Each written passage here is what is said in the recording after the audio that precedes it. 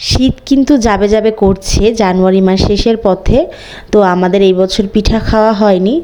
আর পিঠার ঝামেলা আসলে একা একা বাসায় বসে করতে ইচ্ছা করে না।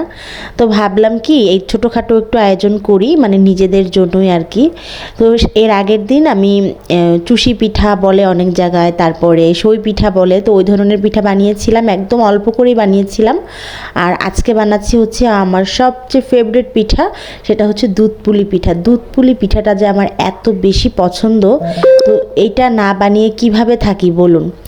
তো এই যে আমি কড়াইতে ঘি ছিল না বাসায়, তারপরে সামান্য একটু তেল দিয়ে আমি নারকেল দিয়েছি, আর একটু গরম মশলাও দিয়েছিলাম, নারকেল কোড়ানোটা দিয়ে দিয়েছি, আর হচ্ছে খেজুরের গুড় দিয়ে দিয়েছি। এগুলোকে এখন ভালোভাবে ভেজে নিব, মানে ভিতরের যে পুর সেটা বানানোর জন্যই আসলে প্রসেস চলছে। আমার পিঠা সব ধরনের পিঠাই মোটামুটি ভালো লাগে। তো কিছু কিছু পিঠা আছে যেগুলো একদম মানে খুবই ভালো লাগে। তার মধ্যে একটা হচ্ছে এই দুধ পুলি পিঠা, তারপরে পাটিসাপটা পিঠাটাও আমার ভীষণ পছন্দ। তো এই তো আর একটুখানি আমি এখানে সুজি দিয়ে দিয়েছিলাম। এখানে আপনারা সুজির বদলে চালের গুঁড়াটাও ব্যবহার করতে পারেন, এতে করে কিন্তু পুরটা অনেক বেশি মজা হয়, আর একটু মানে বাড়তি হয় আর কি, অনেকটা পরিমাণের হয়, তো খেতেও বেশ ভালো লাগে।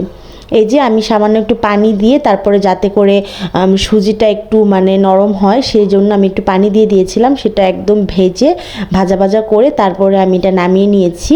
আর এখানে আমি চালের গুঁড়ো আমি বাজার থেকে কিনে এনেছিলাম, সেটাই সেদ্ধ করে নিয়েছি। এবার এগুলোকে আমি ভালো করে মথে নিব। প্রথমে ভেবেছিলাম যে হালকা হালকা ঠান্ডা পানি দিয়েই মথে নিব, এতেই মনে হয় হয়ে যাবে, কিন্তু পরে দেখলাম যে না, ঠান্ডা পানি দিলে এতে করে কাইটাও একটু অন্যরকম হয়ে যাচ্ছে।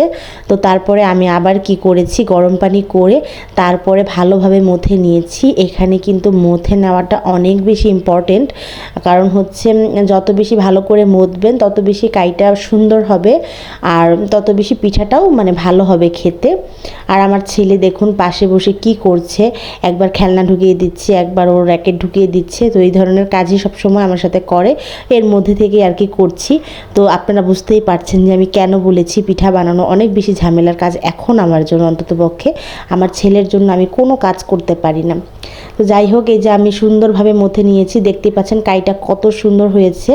এখন আমি এখানে একটু রুটির মতো করে বেলে একটু একটু মোটা করে বেলছি রুটির চাইতে, তারপরে আমি পিঠার শেপ দিয়ে নিচ্ছি, ভিতরে পুর দিয়ে পিঠার শেপ দিয়ে নিচ্ছি। আসলে আমি এখানে অল্প পরিমাণে বানাচ্ছি, খুব বেশি বানাবো না। মানে কি বলে, শীত চলে যাচ্ছে কিন্তু শীতের পিঠা খাচ্ছি না, এটা একটু কেমন যেন লাগছে আমার কাছে। যতই কিনে খাই কিন্তু বাসায় বানানোর মতো তার হয় না। তো সেই জন্যই আসলে বানিয়েছি। আমি কিছুদিন আগেই বাবার বাড়িতে গিয়েছিলাম, সেখান থেকে দুধ নিয়ে এসেছি, আর আমার ঘরে নারকেল কোড়ানো ছিল, আর সামান্য একটু গুড় আর চালের গুঁড়া বাজার থেকে কিনে এনেছি। তো আমাদের তিনজনের বেশ হয়ে যাবে এইটুকুতেই। আসলে শহরের বাসায় তো তেমনভাবে উৎসব হয় না, কিন্তু গ্রামের এলাকায় কিন্তু বেশ ভালোভাবে বড়সড় আয়োজন করা হয়, এক হাঁড়ি পিঠা বানানো হয়, প্রতিবেশীদের মাঝে দেওয়া হয়। এগুলো এক অন্যরকম আনন্দ আসলে শীতের মধ্যে।